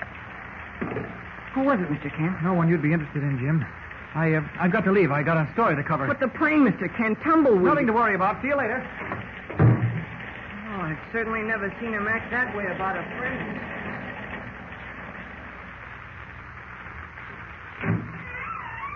Well, this is my starting place, the roof. I wish I knew what was going to happen to that plane so I could be prepared for it. I've got a feeling the Whisperer, whoever he may be, knows what he's talking about, so I'd better follow that plane and keep an eye on it. Hope I'm not too late. Now to change to Superman, and then up, and away!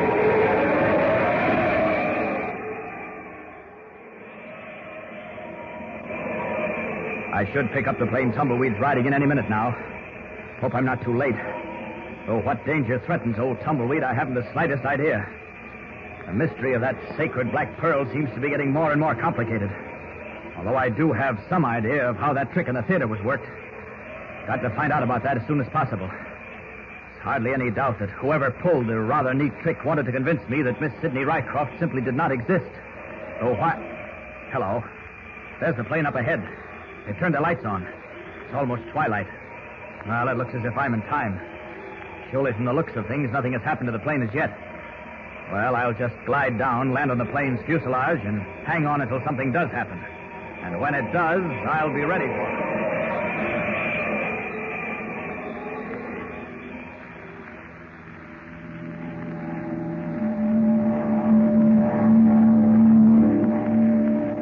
Well, I got the radio beam now, Bob. Good. We'll ride that into St. Louis. Better check on the weather west of St. Louis, Duke. Okay. Sure is beautiful flying weather this far. Yeah. Flight 7 calling ground station at St. Louis. Flight 7 calling ground station at St. Louis. Flight 7 calling ground station. Go ahead, 7. 150 miles out of Metropolis, 150. Riding beam into St. Louis. Give me the dope west of St. Louis, will you? Perfect weather. Ceiling unlimited. Visibility unlimited. Slight southerly wind. Okay? Okay. Give my regards to Maxwell. I will, Charlie. So long. Charlie sends his regards. Yeah, he always does. By George, Bob, I've yet to see such flying weather. Look at that sky. Clear as clear could be. Beautiful sunset, too. Yeah. Gosh, there's nothing like being an airline pilot and... Hey, what was that? Sounded like something landed on the fuselage just above us. Yeah, probably hit a high-flying bird or something. Say, remember the time we ran into those Canada geese going south? Boy, can I ever forget it. Say, did you get a load of the cowboy flying with us on this trip? Oh, I'll say. His name's Tumbleweed. Yeah. Some character. Yeah. I stopped to talk with him on the way in. Yeah? He was waxing a bowstring on what he called the dad-burnedest lemonwood bow he ever saw. Went on to tell me it's got a 48-pound fall and can bring down a deer at 60 yards. No. Then he offered me some fudge. Well, did you take it? I sure did. Here, have some. Oh, thanks. Say, this fudge is pretty good. Yeah? Kind of tastes... Yeah? Kind of tastes like what? Wait a minute. Looks like another plane to me. Coming out of the south. Headed right across our path. Where, Duke? Look, just follow my finger. Why, Christopher, you're right. Coming fast, too. Oh. Seems to be on a level with us. You better throttle down a bit. Yeah, wait a minute. Yeah. Look, Bob, he's climbing. I guess he saw us in time. He'd kept coming, we'd have had trouble avoiding him. I'll say. What the devil is he doing now? He's circling around. Bob, you know, if I was back in World War days, I'd swear he was angling for a shot at us. Yeah, kind of reminds me of that, too, Duke. Hang him, I wish he'd get out of here. Wait a minute. Look, he's diving toward us. Fool. There's no time or place for stunts. Bless these amateur pilots. He's coming straight at us. Bob, what'll we do? I'm banking, and I'm banking right now. The passengers are going to be scared to death. You better get back there, Duke. Wait a minute. What? He's right on your tail, Bob. He's following us. That's what he's doing. Look, he's diving at us. Like he's going to fire at us. He is firing at us. Oh, my arm. I've got a bullet through the arm. Well, I'll be a... Bob, what's it mean? What's that fool trying to do? Is he out of his mind? Has he gone crazy?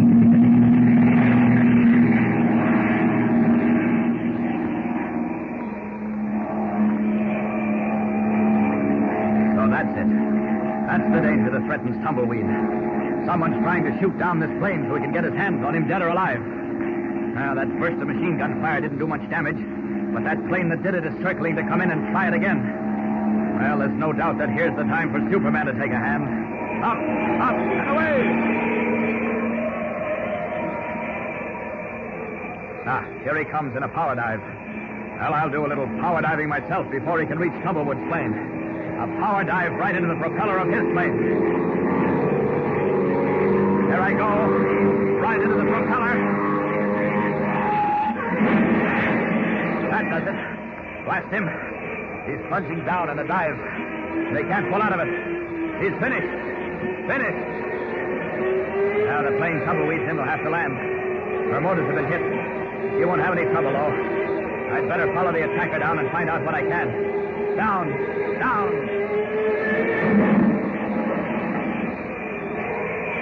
Crash. Now to land beside her and save the pilot if I can. He came in almost to a pancake landing. If I'm in time, I'll be able to... What? Fire. Her tanks have gone up. Gotta work fast. Open the door to the cabin. Oh, you're all right. up there. I've got you. Hold on to me. I'll have you out of here in a jiffy. There we are. All right. Now then, mister. Who hired you? Huh? Why did you try to shoot down that airliner? Hired by Egyptian. Egyptian, eh? Man called Humi. Said, bring plane down. Down it. Flame. An Egyptian. A man named Humi. Yeah, he... He's fainted. That's all the information I'll get out of him. Well, anyway, I've saved Tumbleweed and the other passengers in that plane. Undoubtedly, they'll all be brought back to Metropolis. Well, it looks as if Tumbleweed's going to be with us a lot longer than we thought.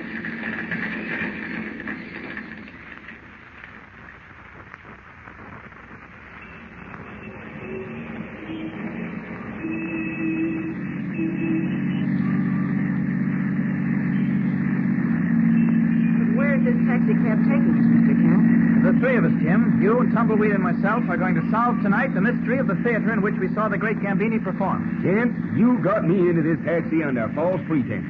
You said you was going to show me something exciting. Well, and so I am. Yeah, but you didn't say it had anything to do with this here now mystery.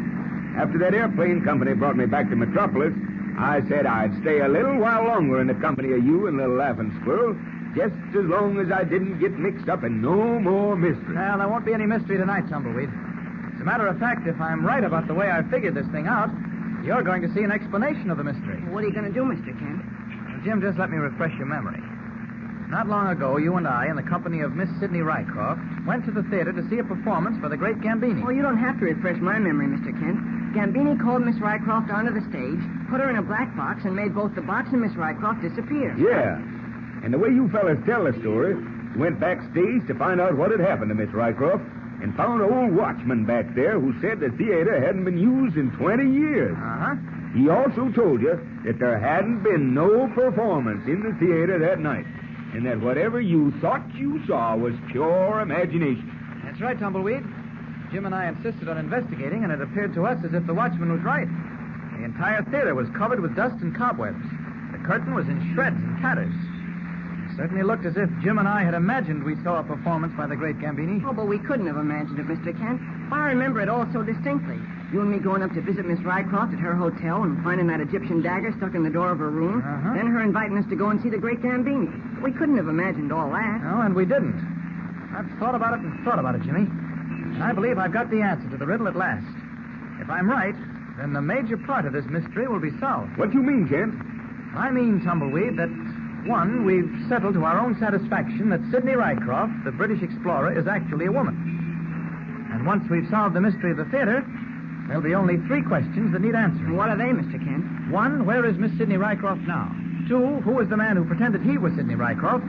And 3, where is the sacred black pearl of Osiris? Yeah, and 4, why in tarnation's everybody after me? What have I got that they won't? I think I've got the answer to that one, too, Tumbleweed. Though I'd rather not say at this moment. Oh, well, here we are at the theater. Gosh, I sure am excited. I've been dying to know the answer to this part of the mystery. How we could sit in an audience and watch a magician perform, and then 15 minutes later discover that there hadn't been any performance at all. Well... How much do I owe you, driver? 65 cents. All right, here you are. Well, there's the theater right in front of us where we saw the great Gambini. I'm not dreaming or imagining things now, am I, Mr. Kent? That really is the theater, isn't it? That's the theater, all right, Jim. How you going to get in? Looks all closed up. I've got a key to the front door. A key? Uh-huh. How on earth did you get a key to the front door? I'll explain that all later. Well, Jim, Tumbleweed, there's the theater. In less time than it takes to tell it, provided, of course, I figured this thing out correctly, we'll all know the answer to the mystery of the theater that disappeared. And now, gentlemen, shall we enter?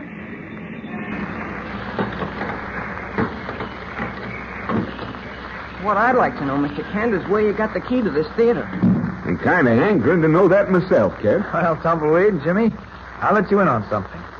The other day, I paid a visit to the National Theater Alliance. They're the people who own this theater, among others. What'd you go to see them for? Well, I thought they might be able to throw some light on what happened here a week or so ago. All I wanted to find out was whether or not there had actually been a performance here the night we saw the great Gambini. That sure is a mystery. You and Jim watch a performance of the great Gambini in this here theater.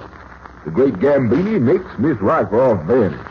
Then when you and Laughing Squirrel here go backstage to find out why she didn't reappear, you meet a watchman who tells you there ain't been no performance here for years. That the great Gambini died a long time ago, and that you've both been imagining things. Yes, but don't forget, Tumbleweed, that the man who claimed he was Sidney Rycroft was also the man who masqueraded as the great Gambini. Mr. Kent says so. That's right, Jim. The man who called himself Sidney Rycroft was also the man we saw on the stage of this theater as the great Gambini. Well, that's all past history now, Kent. What did you find out from them there theater people? Well, they told me that this theater had been leased for one night. The night we saw Gambini perform. By a man named Theodore Kelk. Sure is a queer name. It was obviously invented. From the description I got of the man, he's none other than our old friend again. The man who claimed to be Sidney Rycroft. That fellow seems to have had a hand in everything. Yes, Jimmy. As a matter of fact, we'll probably find that he's been at the bottom of this entire mystery. But I learned something else. Something that immediately gave me the solution to the whole problem. What was that, Mr. Kent? There's another theater just behind this one, also owned by the Theater Alliance. This theater fronts on 50th Street. The theater just behind it fronts on 49th Street. That theater was also leased for one night by the same Theodore Kelk. So what? Seems to me that just makes it more complicated. Yeah. No, on the contrary, it simplifies the entire problem. Solves the mystery of the disappearing theater completely. Look, let me show you. Now, here's the orchestra of the theater we saw the great Gambini perform in. Does it look familiar to you, Jim? It sure does. And it's not covered with dust or cobwebs either. Hey, look at that curtain. It certainly isn't in tatters or shreds. Good. Now then, suppose we reenact exactly what happened the night of Gambini's performance. Gambini puts Miss Rycroft inside a large black box and makes the box disappear. Yeah, and then he says goodnight and the curtain comes down. That's right. Then Mr. Kent and I get up, push our way through the crowd that's leaving, and go around to the stage door on the side. Okay, let's go around to the stage door. We'll go out the front way. Come on. I sure don't see how you're going to make sense out of this here, kid. Hog time he for a local cayuse. I wish nothing had happened to that plane. I wish I was back at the ranch right now. Yeah, that was a funny thing. That plane trying to shoot down the airliner you were riding in. Yeah, what was a lot funnier was a message I got from the Whisperer, warning me not to take that plane. The Whisperer? That's another thing that's got to be answered. Who is the Whisperer? Well, all these questions will be answered in due time, Jim. Right now, here's the alley leading to the stage door of this theater. Let's go down. Yeah, there's the light that was burning over the stage door. Hey, it isn't burning now. Right. Now, Jim, you and I came running down here in a great hurry, saw the light burning over this door, and rushed in, right? Right. And in doing so, Jim, we went through the wrong door. Yes, and then we... What did you say? I said we went through the wrong door, just as it was planned for us to do. Oh, I don't get it, Mr. Kent. There's only one door. No, Jimmy. No, there are two doors. This door leads to the theater on 49th Street, the theater adjoining the one we saw the performance in. In other words, we ran into the wrong theater. We were lured into the wrong theater, Jim, by a clever plan. No, just a minute, Kent. You said there was two doors. Where's the other one? Right here, adjoining this door. Well, I don't see no door.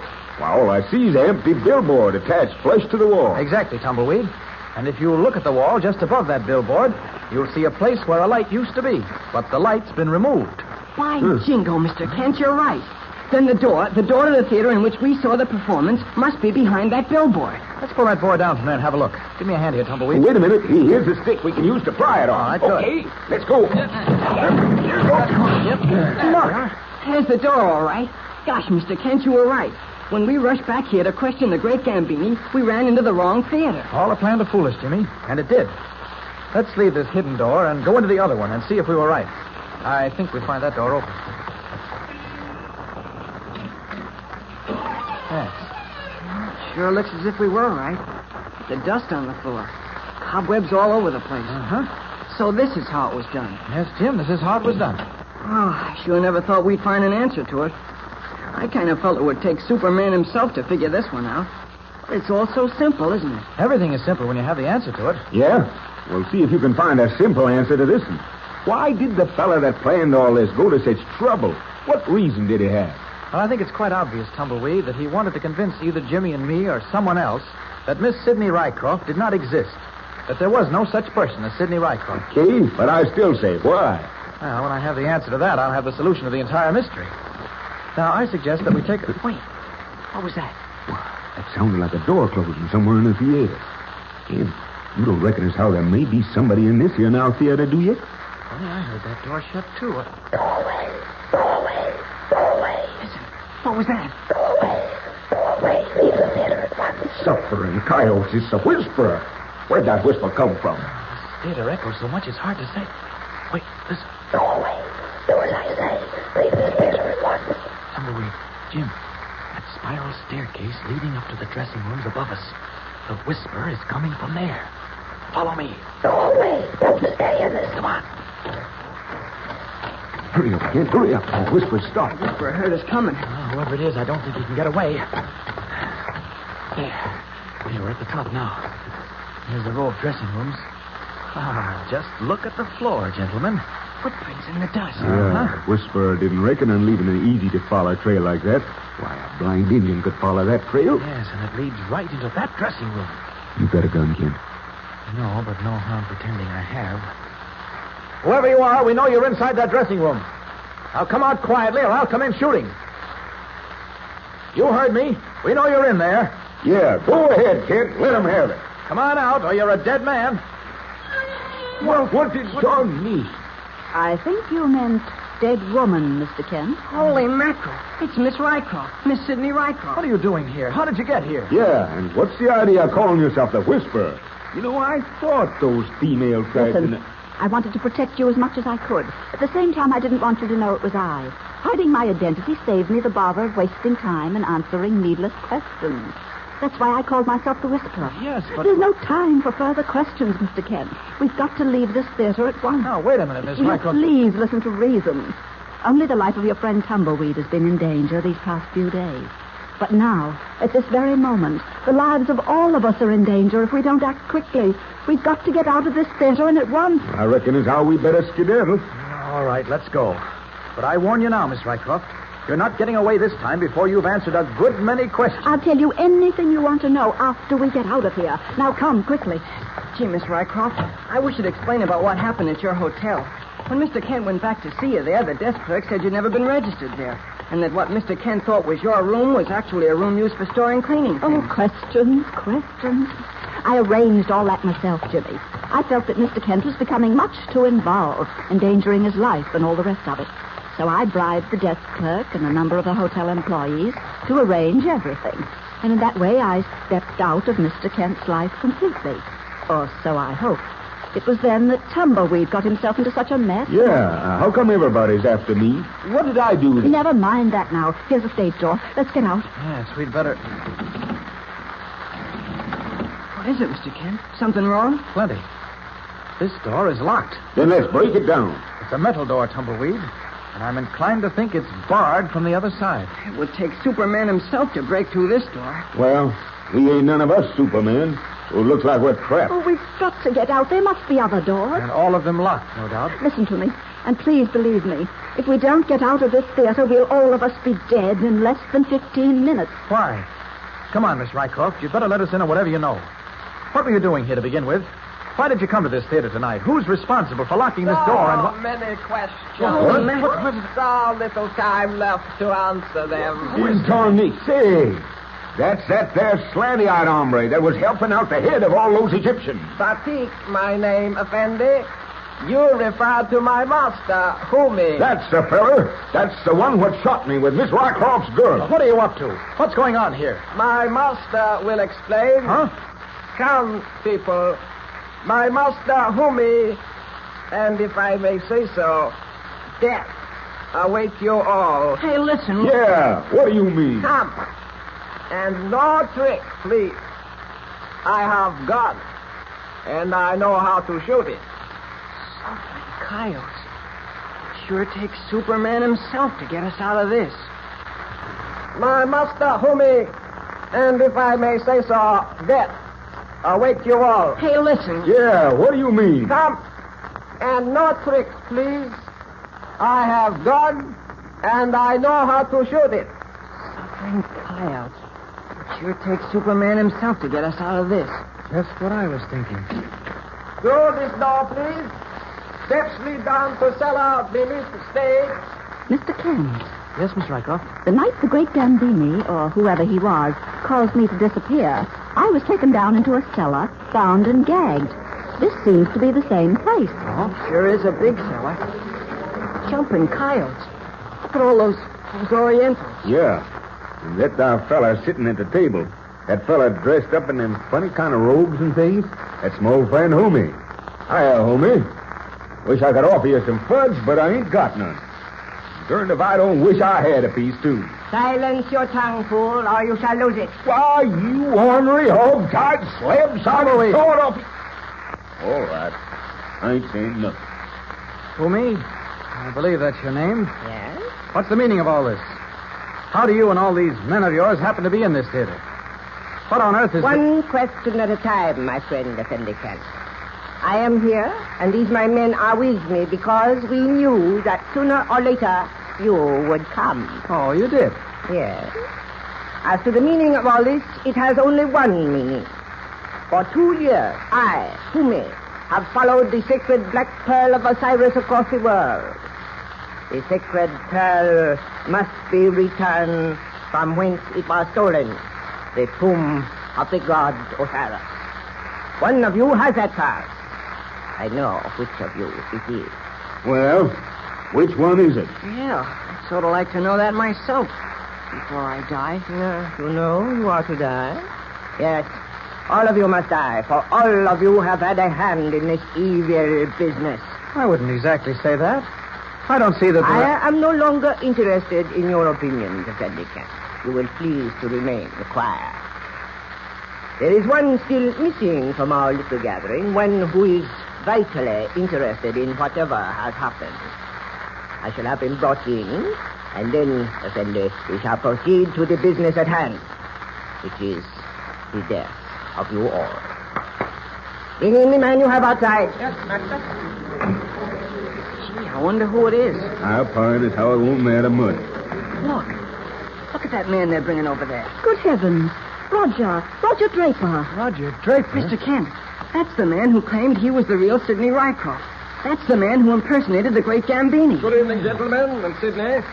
We appear to meet again under rather distressing circumstances, what? Roger, what's the meaning of this? What on earth are you doing in America? I thought you were in London with my uncle, Sir Charteris Andrews. Sidney, my dear, your uncle, Sir Charteris, is dead. Dead? Sir Charteris? We tried to let you know, my dear, but you're such a globe-trotter, you know. Devilish time keeping up with you myself. However, Sidney, I shouldn't waste any sympathy on your dear departed uncle if I were you. What do you mean, Roger? What are you talking about? Look here, these gentlemen, Mr. Kent, Tumbleweed, young Jimmy, they're rather in the dark, you know. Suppose I explain fully, and then, Sidney, you'll understand. Yes, please do. Gentlemen, I, Roger Draper, was the private secretary of Miss Rycroft's uncle, Sir Charteris Andrews. The last time Miss Rycroft saw Sir Charteris was at the tomb of Osiris in Egypt. The tomb which they together entered. Yes, I know, Roger. When you and your uncle left the tomb, Sidney, your uncle was carrying the sacred black pearl. Do you mean to say... I mean to say, my dear, that he had stolen it from the idol in the tomb. During the days that followed, he had a special bullet made to fit a certain gun. That gun, my dear, he gave to you. And one of the bullets in that gun contained the pearl. But why, Roger? Why? You were going to America, my dear. Your uncle knew that when the theft of the pearl was discovered, the cult of Osiris, led by our friend Humi here, would be after it. He figured that was the best way of smuggling it out of the country. I think I begin to see it all. He intended to come to America, get the gun from Miss Rycroft, and regain the pearl for himself. Exactly. The pearl, as you know, is worth a fortune. Yes. As it happened, his death came at the moment he was preparing to leave for America. He regretted having placed his niece in such a dangerous position and begged me to come to America and save her from these Egyptian fanatics. It seems to me you chose a pretty roundabout way of doing it. And Miss Rycroft, you see, was marked for death just for having the pearl in her possession. These Egyptians are clever, shrewd. I had to figure some way of getting her out of danger completely. There seemed to be only one way, and that was to make her vanish completely. So for that reason, I arranged the entire theater episode. And then I came along very unexpectedly and threw a monkey wrench into the works. Exactly. That is why I tried to convince you that I was Sidney Rycroft, that you had merely imagined everything else that had gone before. I knew you'd discover me sooner or later, but I hoped by that time to have Sidney safely back in England. Hey, wait a minute. I'm just beginning to realize something. What's that, Tumbleweed? Why, suffering coyotes, Jim, don't you see it? That there black pearl was hidden in a bullet. That bullet was in Miss Rycroft's gun. And that's the gun I was shot with. What? By jumping Jehoshaphat. I'm carrying that bullet around with me right now. I've got the sacred black pearl right in my leg. Exactly, my friend. That is why my men and I have tried to capture you for days. Yes, and that's why, Tumbleweed, I shanghaied you from the hospital. I knew whom he was after you, and I was trying to save you. Unfortunately, you sent us both crashing off a bridge and into the river. Well, I, for one, am glad this whole mystery is cleared up. Sure has been fantastic. Well, I admit I've had to do a number of fantastic things, but remember, I had good reason for doing them. It was a fantastic problem, and I was dealing with these Egyptians who are rather fantastic people, you know. Yes. Now that you have finished, Mr. Draper, we shall proceed to the business at hand. You have all had a hand in this evil matter. Therefore, you are all to die. Now, just a minute. We waste no more time. Once you are all safely out of the way, I shall remove the pearl from the leg of your friend, and my men and I shall return to Egypt. To Egypt and to Osiris. Got it? The glasses are ready, Master. Excellent. Mr. Rycroft, gentlemen, these wine glasses you see on the table contain each a deadly poison. A poison which kills painlessly in 10 seconds. Each of you, by turn, will pick up a glass and drink. There are 5 of you, and my mission shall be accomplished in less than 5 minutes. Which of you will drink first? Well, since there's no help for it, I may as well be the first.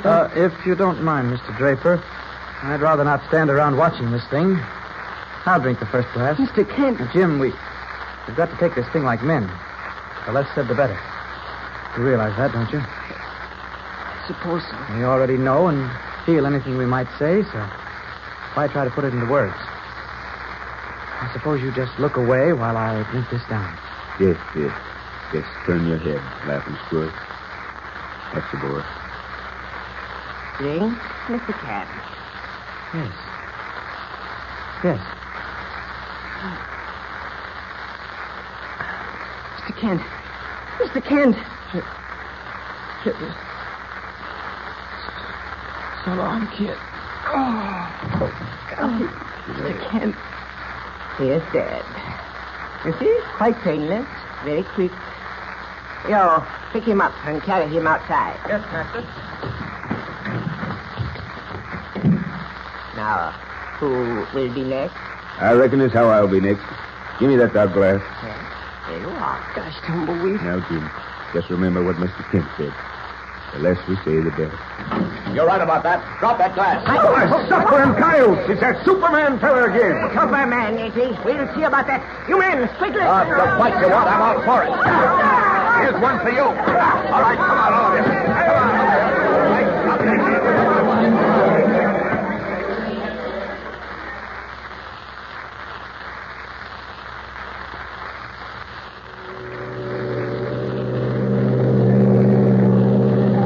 Well, there they go. Rycroft will be in England in less than a week. Sure was exciting seeing them all. Never was on an ocean liner before.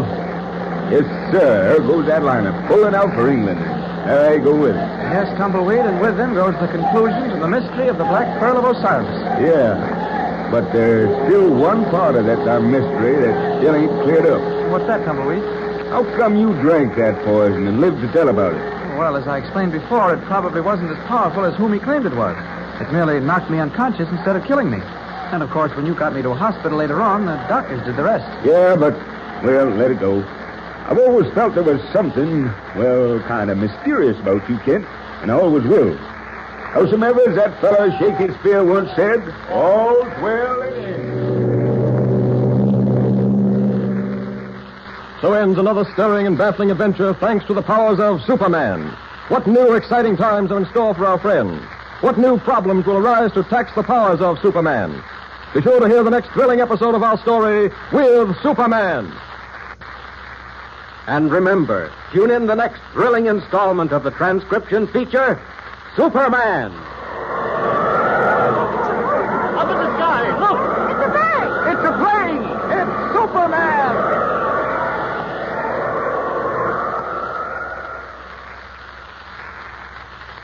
Superman is a copyrighted feature appearing in Action Comics magazine.